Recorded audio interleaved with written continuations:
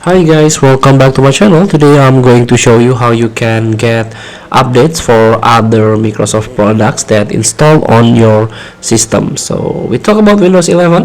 So if you installed Microsoft apps from Microsoft Store or App Market and you want to get updates during Windows update, so you don't need to manually update.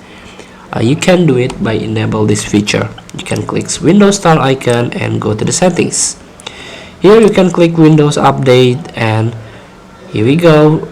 You can click Advanced Options. And here we go. You can receive updates for other Microsoft products.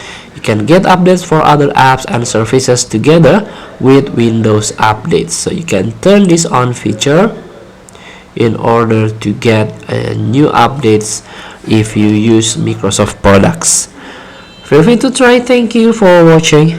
Don't forget to comment, like, and subscribe. As well as the button below. See you in the next video.